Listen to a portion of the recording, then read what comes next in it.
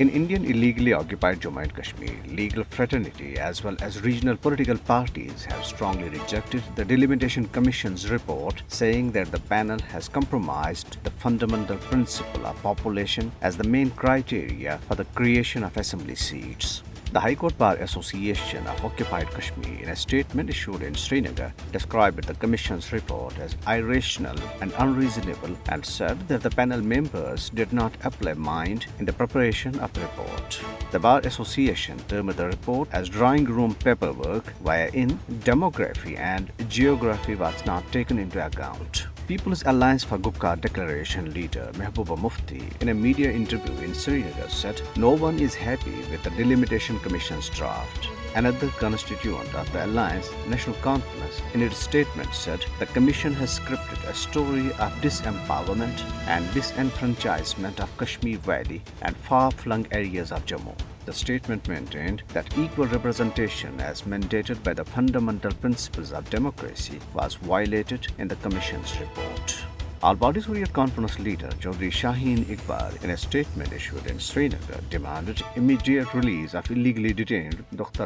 General Secretary Nahida Nasreen. While expressing solidarity with her family members over the death of her mother-in-law at Pampore in Pulwama, he said, as per the law, political prisoners were entitled to be released on parole in case of deaths of their relatives, but no such law exists for Kashmiris in Indian judicial system.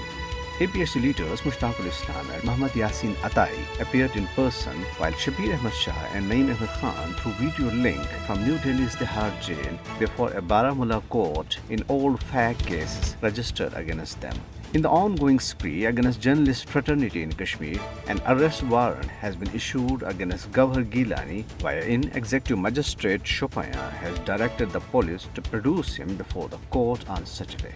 Meanwhile, an Indian soldier, identified as Biswajit Gogai, committed suicide at a military camp in Nagrota area of Jammu today, taking the toll of such deaths among Indian troops and police personnel to 532 since January 2007 till date.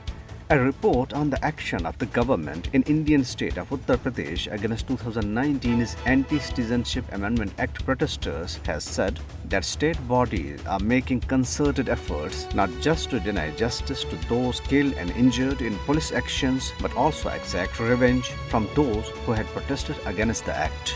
Former Indian Prime Minister and senior Congress leader Manmohan Singh, in a video message, has severely criticized the country's incumbent Prime Minister Narendra Modi for advancing fake nationalist and divisive policies.